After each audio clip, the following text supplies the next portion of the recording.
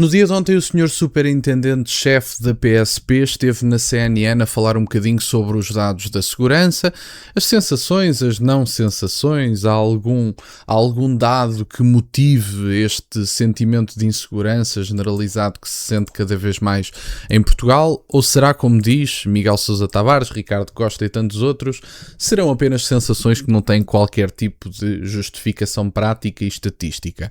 Vamos ouvir o que diz o Sr. Superintendente-Chefe da PSP, Bastos Leitão, e vamos fazer uns comentários. E também, já agora, mostro-vos alguns dos indicadores deste Global Peace Index, que é para vocês perceberem que não estamos a ser avaliados sob as métricas certas. Vamos ouvir.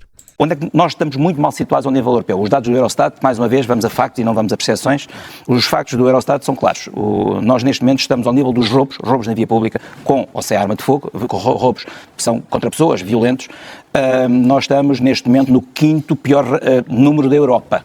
Okay? Ou seja, é uma das criminalidades mais prevalecentes e aquela que mais transmite sentimento de segurança às pessoas, porque é um crime contra as pessoas, é um crime em que eu sou ameaçado ou fisicamente com uma arma ou sem arma, mas é um crime que é impactante em matéria de sentimento de segurança e que pode levar as pessoas a tomar comportamentos evitantes, comportamentos a evitar determinado tipo de comportamentos que normalmente teria socialmente e que, com o medo de poder acontecer novamente, a pessoa retrai-se, começa a adotar novas rotinas, evita certos espaços públicos. Essa é a criminalidade que é preocupante. Estes casos que vocês acabaram de relatar, aparentemente não têm conexão entre si. Ou seja, estamos a falar de um homicídio em Taboada, estamos a falar aqui de violência urbana, sim, com veículos a serem queimados. Provavelmente este incêndio terá sido contra um único, normalmente é assim, é contra um único veículo, e depois os adjacentes acabam por sofrer o efeito daqueles a arder e, portanto, poderá não ter sido, eu não sei o que é que se passou exatamente, um fogo posto em 3 viaturas ao mesmo tempo, não acredito que seja, mas enfim, pode acontecer. Antes de ouvirmos a segunda parte, que é a segunda parte que me parece essencialmente reveladora, não quer dizer que todos os crimes em Portugal sejam automaticamente sinónimo de um novo padrão em Portugal. Há evidentemente casos isolados. A questão é, há demasiados casos isolados para se continuarem a chamar casos isolados. Temos a violência a crescer e, aliás, isto que o Sr. Superintendente-Chefe dizia que me parece absolutamente essencial, que é a ideia de que vocês são, por exemplo, assaltados numa determinada zona, eventualmente próximo da vossa residência. O vosso reflexo inicial vai ser deixar de ir para determinadas zonas que eventualmente ficam colonizadas pelos criminosos e, em última instância, além de vocês alterarem os vossos comportamentos e o vosso dia-a-dia, é que se vocês fizerem, por exemplo, uma queixa e não virem resposta das forças de segurança, não virem, sei lá, fazem uma queixa, são assaltados, fazem uma queixa e no dia a seguir veem a pessoa que vos assaltou cá fora porque até passou a noite na esquadra, mas depois veio cá para fora por falta de evidências ou lá o que quer que seja. Há pessoas que alteram os seus comportamentos porque se sentem abandonadas pelas pessoas que deveriam estar a colocar ordem na via pública. E eu não estou a dizer que é culpa dos agentes, não é isso que está em causa, mas há determinados tipos de protocolos a seguir que muitas vezes são seguidos, regras que não deveriam existir e que são demasiado permissivas com a criminalidade. Eu relembro um caso, antes de ouvirmos a segunda parte, que me parece essencial. Eu não sei se vocês estão lembrados dos tumultos que houve na zona da Amadora na altura do falecimento de Odair Muniz. Houve um ou 2 jovens que foram apanhados a incendiar um caixote, portanto vândalos, chamar as coisas pelos nomes, que foram apanhados e que foram levados para a esquadra. Estes 2 senhores não tiveram uma multa, não tiveram nem sequer pagarem o preço do caixote, porque aquilo no fundo é propriedade pública e portanto pagarem pelo menos a multa do preço do caixote ou qualquer coisa do género. Não só não pagaram, como saíram da esquadra com uma proibição de utilizar isqueiros. E portanto eu pergunto, será que se estes meninos pegarem num bocadinho de gasolina e em fósforos podem continuar a incendiar caixotes do lixo? É porque é a sensação que dá. Com este tipo de proibições tão ridículas, tão mesquinhas, que quer dizer, o miúdo pode literalmente pegar em fósforos e continuar a incendiar. Mas os fósforos não têm tanto risco. pega num bocadito de gasolina e atira um fósforo para cima e adivinhem, tem um novo incêndio a acontecer. Isto é ridículo e, portanto, há determinados tipos de protocolos que, evidentemente, tornam as queixas menos prováveis porque as pessoas sentem que não são protegidas pelas forças de segurança, porque são assaltadas, fizeram uma queixa, no dia a seguir veem o bandido cá fora e, se for preciso, são assaltados outra vez no dia a seguir. Começam a alterar as rotinas e depois há mais pessoas a fazer isso e há determinadas zonas que são colonizadas literalmente pelos criminosos. E, portanto, evidentemente que isso não é uma situação desejável e a quantidade de queixas que deixam de ser feitas porque as pessoas não se sentem protegidas não aparecem nas estatísticas. Esse é que é o ponto. Vamos ouvir a segunda parte e depois já vos mostro o Global Peace Index, que é para vocês perceberem algumas das variáveis. Portanto, estes casos que nós aqui temos, à partida não têm relação entre si.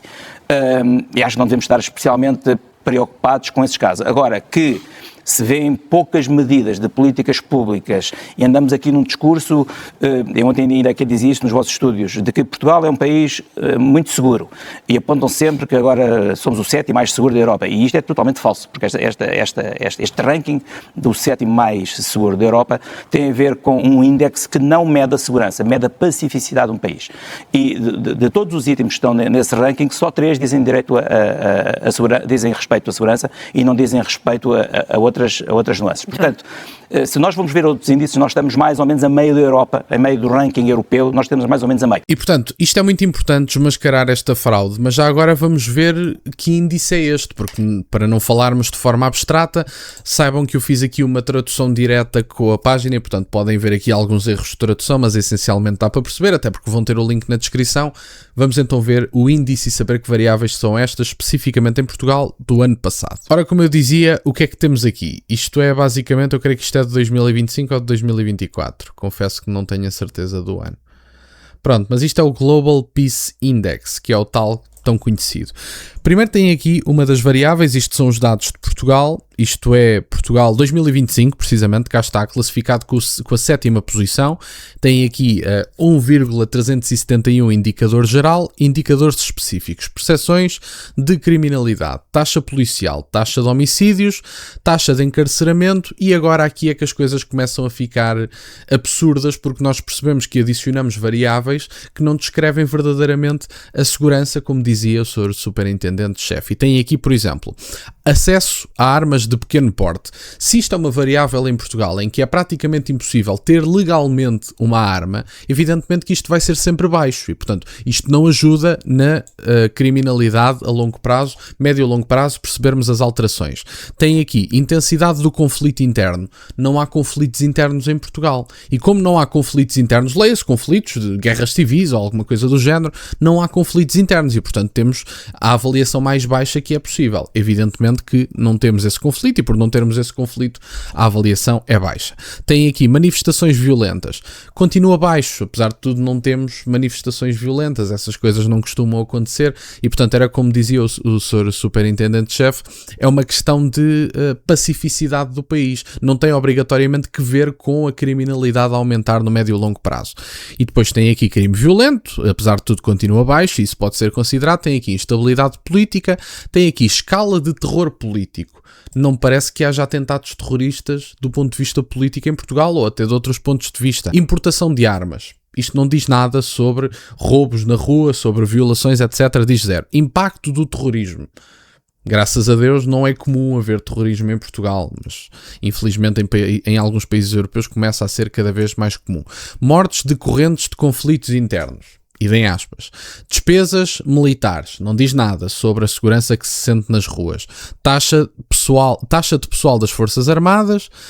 Financiamento das operações de manutenção de paz da ONU. Isto então nem sequer é sobre Portugal, porque a ONU não tem operações de manutenção de paz em Portugal, portanto isto nem sequer é de Portugal. Armas nucleares e pesadas, exportação de armas, refugiados e deslocados internos, relações entre países vizinhos, mortes decorrentes de conflitos externos. Nós não estamos em conflitos externos enquanto país, conflitos externos travados, conflitos internos travados, conflito interno e internacional, segurança e proteção, militarização. Estas variáveis todas colocam Portugal no 7º lugar da lista do Global Peace Index. Se eu estou a dizer que este é um mau índice ou que é pouco rigoroso do ponto de vista científico. Não, eu só estou a dizer que nós estamos a avaliar um índice que prevê a pacificidade, como dizia o Sr. Superintendente-Chefe, e não avalia a segurança. O que é que conflitos externos diz sobre o aumento de violações, o aumento de roubos, o aumento de tráfico de droga? Bola. O que é que a nossa presença em missões de manutenção de paz da ONU diz sobre a criminalidade em Portugal? Violações, roubos, etc. Não diz nada. E, portanto, temos aqui todo um conjunto de variáveis e segundo o Sr. Superintendente, o que nós temos é 3 variáveis neste índice que falam verdadeiramente sobre a segurança, todas as outras não são. E, portanto, como é que um índice que tem tantas variáveis que não contam para aquilo que nós estamos a analisar pode ser considerado para analisar isso mesmo? Não pode. Essa é que é a questão. E, portanto, a meio da tabela parece-me mais realista, como diz o Sr. Superintendente, e dados da Pordata têm mostrado isso mesmo, que, por exemplo, somos o 5º pior país do ponto de vista de roubos na via pública, que é verdadeiramente uma das coisas que faz com que as pessoas se sintam mais inseguras, que é, eu vou na rua e antes de chegar a casa posso ficar sem o meu telemóvel e se calhar ser ameaçado com uma faca para ficar sem o meu telemóvel. E, portanto, basta não atirarem areia para os olhos das pessoas e começarmos a falar verdadeiramente sobre as métricas certas para os assuntos certos. Se quisermos avaliar quão pacífico é Portugal em termos de conflitos externos, armas nucleares que tem, intervenção nas missões da ONU, etc., talvez o Global Peace Index seja mais adequado. Mas lá está, não é um índice adequado para medir aquilo de que falamos verdadeiramente. E, portanto, têm aqui, vou deixar o link na descrição para poderem consultar. Espero que tenham gostado deste vídeo. Obrigado por estarem desse lado. Deixem o gosto e subscrevam. Têm as redes sociais do MBWay na descrição, para o caso de quererem fazer alguma doação. E nunca se esqueçam, meus caros, questionem tudo. Até à próxima.